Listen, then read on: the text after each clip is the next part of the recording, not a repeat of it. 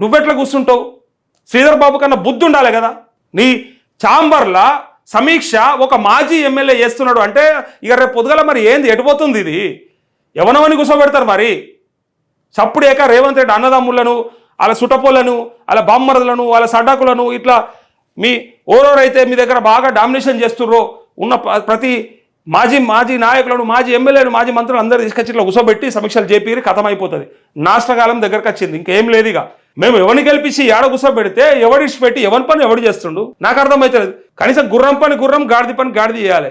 ఓడిపోయిన తక్కువ అంచనా వేస్తానని నేను, కానీ ప్రజలు అంటారు మేము గెలిపించింది అవన్నీ ఇలా పనిచేస్తుంది ఎవరు?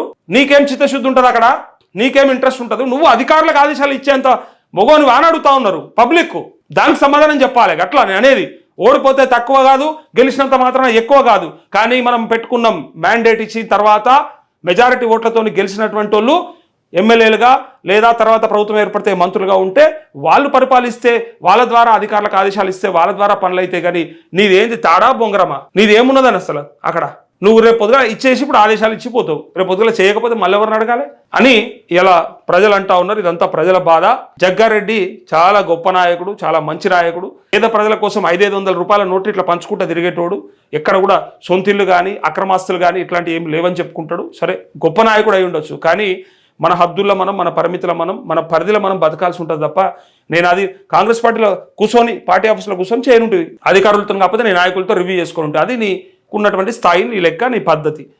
కానీ సెక్రటేరియట్లకు వచ్చి అధికారిక కార్యక్రమాల్లో పాల్గొన్నాక ఇక మంత్రి ఛాంబర్లకు వస్తున్నాక ఇక మరి అసలు మంత్రి నువ్వా ఆయన మాకు అది క్లారిటీ ఇవ్వండి, అదని చెప్పండి. మరి అధికారులు ఎలా బాధపడతా ఉన్నారు. ఆ అధికారులు కూడా చెప్పారు మాకు, అరే ఏం అర్హత ఉందని వచ్చి కూర్చున్నాడు, మమ్మల్ని ఆదేశాలు ఇస్తా ఉన్నాడు, మాకేదో చెప్తా ఉన్నాడు అని వాళ్ళు కూడా అంటా ఉన్నారు.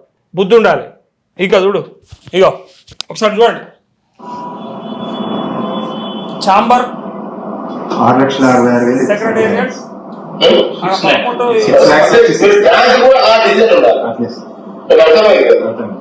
అలాంటి ఉండాలి. దీన్ని నాకు ఇది నాది సదాశివపేట ప్రజల కోసము.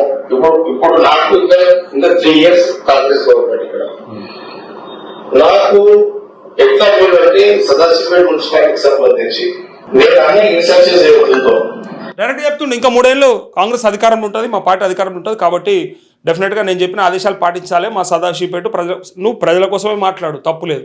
గెలిచి మాట్లాడు, పవర్తో మాట్లాడు, అధికారంతో మాట్లాడు. కానీ ఇట్లా అధికారం లేకున్నా చలాయించాలని చూస్తే ఆయన మళ్ళీ వేసుకుంది ఆ టీషర్ట్, ఆ డ్రెస్సు. కొంతమంది సరే అనధికార కార్యక్రమాలలో నువ్వు బనీన్ వేసుకొని తిరిగినా మాకు అక్కర్లే, చెడ్డ వేసుకొని తిరుగు, దాన్ని ఎవడు అడగడు, అది నీ ఇష్టం. అది ఇంత పెద్ద అధికారిక కార్యక్రమం అంటివి పొరగాండ్లు వేసుకున్నట్టు ఆ బనీన్ వేసుకొని పోతుంది. దాన్ని బనీన్ అని పిలుస్తారు కొంతమంది. టీషర్టే అది, నాకు తెలుసు అది, కానీ కొంతమంది బనీన్ అని పిలుస్తారు.